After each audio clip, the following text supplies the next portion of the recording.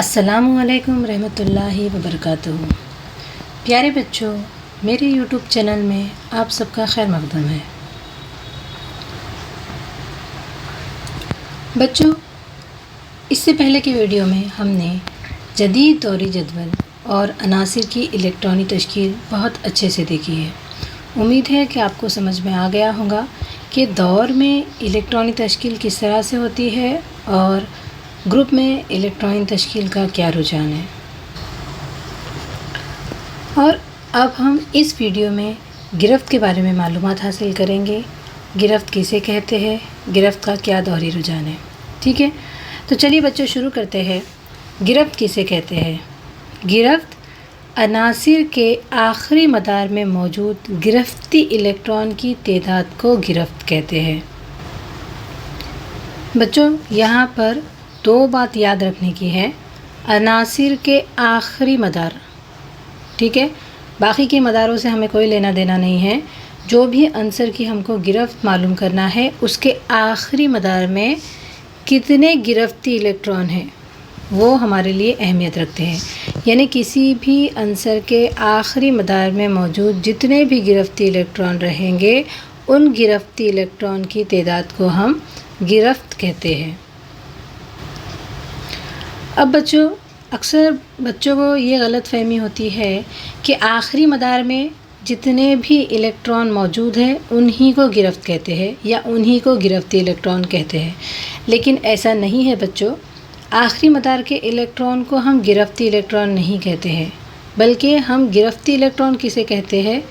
وہ الیکٹران جو عناصر یا تو کھو دیتے ہیں یا تو حاصل کرتے ہیں۔ تو جتنے الیکٹران کھوتے ہیں یا جتنے الیکٹران حاصل کرتے ہیں، ان تعداد کو ہم گرفت کہتے ہیں، ٹھیک ہے؟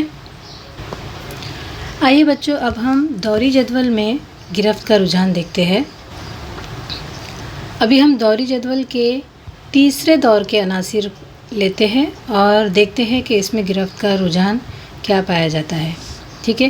یہ ہے تیسرے دور کے عناصر، جس میں پہلا عنصر ہے سوڈیم، جس کا جوہری عدد 11 ہے اور جس کی الیکٹرانی تشکیل 2 8 1 ہے۔ اس کا مطلب ہے کہ سوڈیم کے پہلے دور میں 2 الیکٹران، پہلے مدار میں 2 الیکٹران، دوسرے مدار میں 8 الیکٹران اور تیسرے مدار میں 1 الیکٹران ہے۔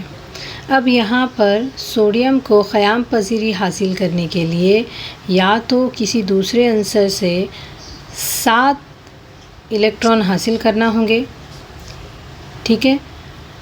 لیکن 7 الیکٹران حاصل کرنا اتنا آسان نہیں ہے، اس لیے سوڈیم یہ راستہ نہیں اختیار کرتا ہے، ٹھیک ہے؟ اب سوڈیم کے پاس ایک دوسرا آپشن ہے کہ اگر وہ اپنا یہ آخری مدار کا الیکٹران کھو دیتا ہے، تب اس کے پاس جو اس کا آخری مدار تھا وہ ختم ہو جائے گا، تب دوسرا مدار جو ہے وہ اس کا آخری مدار بن جائے گا، ٹھیک ہے؟ یہ دوسرا مدار جو ہے یہ اس کا آخری مدار بن جائے گا، اور اس میں چونکہ 8 الیکٹران موجود ہے، اس لیے سوڈیم یہاں پر قیام پذیری حاصل کر لے گا۔ یعنی یہاں پر سوڈیم کو قیام پذیری حاصل کرنے کے لیے اپنے آخری مدار سے 1 الیکٹران کھو دینا ہے یا کسی کو دے دینا ہے۔ تو چونکہ سوڈیم آخری مدار کا 1 الیکٹران دے دیتا ہے، اس لیے سوڈیم کے پاس 1 گرفتی الیکٹران موجود ہے، ٹھیک ہے؟ اور جو گرفتی الیکٹران کی تعداد ہوتی ہے وہی گرفت ہوتا ہے۔ تو چونکہ سوڈیم کے پاس یہاں 1 گرفتی الیکٹران ہے، اس لیے سوڈیم کی گرفت 1 ہے۔ اب میگنیشیم کو لیتے ہیں۔ میگنیشیم کا جوہری عدد 12 ہے۔ میگنیشیم کی الیکٹرانی تشکیل 2 8 2 ہے۔ یعنی میگنیشیم کے پہلے مدار میں 2 الیکٹران، دوسرے مدار میں 8 الیکٹران اور تیسرے مدار میں 2 الیکٹران۔ اب میگنیشیم کے ساتھ بھی سیم کنڈیشن ہے، یا تو اس کو اپنا آخری مدار مکمل کرنے کے لیے یا تو کسی سے 6 الیکٹران لینا ہوگا، ٹھیک ہے؟ جو اتنا آسان نہیں ہے، یا پھر یہ 2 الیکٹران کسی کو دے دینا ہوگا، ٹھیک ہے؟ جو آسان ہے۔ اس لیے میگنیشیم کیا کرتا ہے، اپنے یہ 2 الیکٹران کسی دوسرے عنصر کو دے دیتا ہے۔ हमने गिरफ्त की तारीफ देखी थी कि अनासिर जितने इलेक्ट्रॉन खोते या हासिल करते हैं वो तादाद गिरफ्त होती है। चूँकि मैग्नीशियम यहाँ पर ये 2 इलेक्ट्रॉन खो दे रहा है, इसलिए इसके पास 2 गिरफ्ती इलेक्ट्रॉन है, यानी इसके आखिरी मदार में ये 2 इलेक्ट्रॉन मौजूद है जिसे उसे दे देना है, यानी ये 2 इलेक्ट्रॉन जो है वो गिरफ्ती इलेक्ट्रॉन है, और जितने गिरफ्ती इलेक्ट्रॉन होते हैं वही गिरफ्त होते हैं, इसलिए यहाँ पर मैग्नीशियम की गिरफ्त 2 है। अब बच्चों आइए यहाँ पर हम क्लोरीन के बारे में देखते हैं। क्लोरीन का जौहरी अदद 17 है, ठीक है। इसकी इलेक्ट्रॉनिक तश्कील 2, 8, 7 है। क्लोरीन के पास पहले मदार में 2 इलेक्ट्रॉन हैं, दूसरे मदार में 8 इलेक्ट्रॉन हैं और तीसरे मदार में 7 इलेक्ट्रॉन हैं। अब क्लोरीन को अपना आखिरी मदार मुकम्मिल करने के लिए 1 इलेक्ट्रॉन की ज़रूरत है, तो ये 7 इलेक्ट्रॉन देना इसके लिए कोई मुनासिब बात नहीं है, इसलिए क्लोरीन क्या करता है, 7 इलेक्ट्रॉन नहीं देता है। जिस तरह से सोडियम और मैग्नीशियम ने अपने पास के आखिरी मदार के इलेक्ट्रॉन दे दिए थे, उस तरह क्लोरीन अपने पास का आखिरी मदार का इलेक्ट्रॉन नहीं देता है, क्योंकि उसको सिर्फ 1 इलेक्ट्रॉन की ज़रूरत है। इसलिए वो क्या करता है, किसी दूसरे आंसर से 1 इलेक्ट्रॉन हासिल कर लेता है। अब चूँकि यहाँ पर देखिए क्लोरीन के आखिरी मदार में 7 इलेक्ट्रॉन है, लेकिन इसकी गिरफ्त 7 नहीं है, ठीक है ना। ये बात ध्यान रखिए बच्चों, आखिरी मदार के इलेक्ट्रॉन को हम गिरफ्त नहीं कहते हैं। चूँकि यहाँ पे आखिरी मदार में 1 इलेक्ट्रॉन और 2 इलेक्ट्रॉन थे, इसलिए इनकी गिरफ्त भी 1 और 2 है। लेकिन जो अधात होते हैं उनके आखिरी मदार में 4 से ज़्यादा इलेक्ट्रॉन होते हैं, ठीक है। तो यहाँ पर इसके आखिरी मदार में 7 इलेक्ट्रॉन है, लेकिन इसकी गिरफ्त 7 नहीं है, बल्कि ये 1 इलेक्ट्रॉन हासिल करता है। तो जितने इलेक्ट्रॉन हासिल करता है वो उसकी गिरफ्त होती है। तो यहाँ पर क्लोरीन 1 इलेक्ट्रॉन हासिल कर रहा है, इसलिए क्लोरीन की गिरफ्त यहाँ पर 1 होगी। अब आइए बच्चों दौरी जदवल में हम गिरफ्त का रुझान देखते हैं क्या है। अब हम यहाँ पर दूसरा दौर देखते हैं, ठीक है। दौरी जदवल का दूसरा दौर लिथियम, दूसरे दौर का पहला आंसर लिथियम, जिसकी इलेक्ट्रॉनिक तश्कील 2,1 है, जिसका जौहरी अदद 3 है, ठीक है। अब इसके आखिरी मदार में 1 इलेक्ट्रॉन है, यानी आखिरी मदार के ये इलेक्ट्रॉन जो वो खो देगा उसको उसकी गिरफ्त कहते हैं। तो लिथियम के आखिरी मदार में 1 इलेक्ट्रॉन है, वो 1 इलेक्ट्रॉन दूसरे को दे देता है, इसलिए उसकी गिरफ्त 1 हो गई। बेरिलियम के आखिरी मदार में 2 इलेक्ट्रॉन है, ठीक है। बेरिलियम अपने आखिरी मदार के 2 इलेक्ट्रॉन खो देता है, किसी और को दे देता है, इसलिए बेरिलियम की गिरफ्त 2 हो गई। उसी तरह बोरॉन के आखिरी मदार में 3 इलेक्ट्रॉन है, इसलिए इसकी गिरफ्त 3 हो गई। इसी तरह कार्बन के आखिरी मदार में 4 इलेक्ट्रॉन हैं। अब कार्बन के पास 50-50 कंडीशन है, या तो ये इलेक्ट्रॉन देगा या तो लेगा, ठीक है। लेकिन कार्बन साझेदारी करता है, इलेक्ट्रॉन का लेन देन नहीं करता है, ये हम अगले इसमें देखेंगे, सबक में देखेंगे। तो यहाँ पर कार्बन की गिरफ्त 4 हो गई।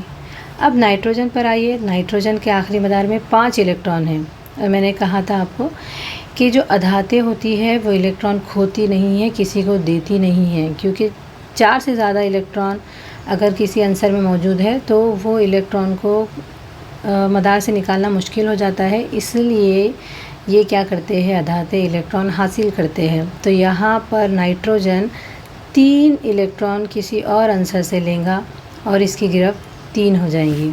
उसी तरह से ऑक्सीजन के आखिरी मदार में 6 इलेक्ट्रॉन हैं, और ऑक्सीजन 2 इलेक्ट्रॉन किसी और आंसर से हासिल करता है, इसलिए इसकी गिरफ्त 2 है।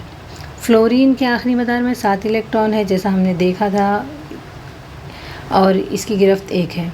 नियॉन के आखिरी मदार में 8 इलेक्ट्रॉन है। नियॉन ना इलेक्ट्रॉन देता है ना इलेक्ट्रॉन लेता है, इसलिए इसकी गिरफ्त 0 हो गई। अब बच्चों अगर हम लेफ़्ट से राइट देखते हैं, बाएं से दाएं जानिब, ठीक है, तो हम देखते हैं कि गिरफ्त जो है वो 1, 2, 3, 4 है ना, बढ़ती जा रही है। लेफ़्ट से राइट कार्बन तक 1 से 4 तक बढ़ती जा रही है, फिर वो घटती जा रही है, 3, 2, 1, 0, ہے نا।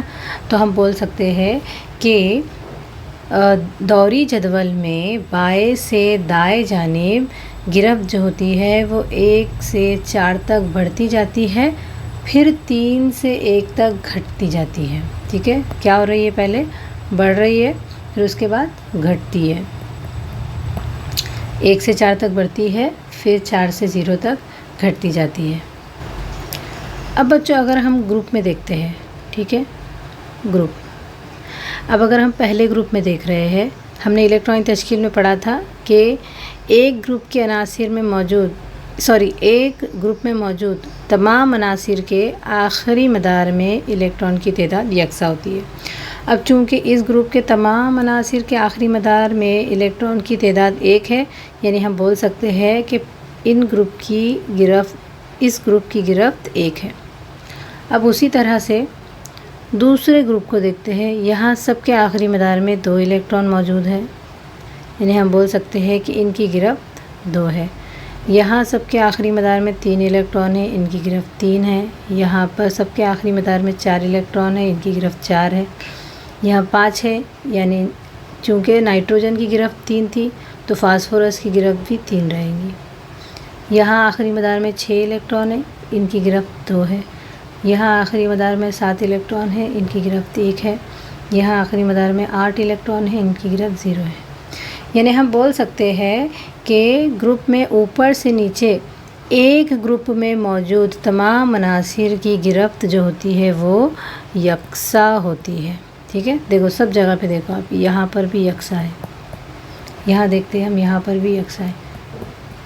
تو دوری رجحان کیا ہوتا ہے گرفت کا کہ لیفٹ سے رائٹ، بائیں سے دائیں جانب گرفت جو ہے وہ 1 سے 4 تک بڑھتی جاتی ہے اور 4 سے 0 تک گھٹتی جاتی ہے، اور اوپر سے نیچے تک تمام عناصر میں ایک گروپ میں موجود تمام عناصر کی گرفت یکساں ہوتی ہے، ٹھیک ہے بچوں۔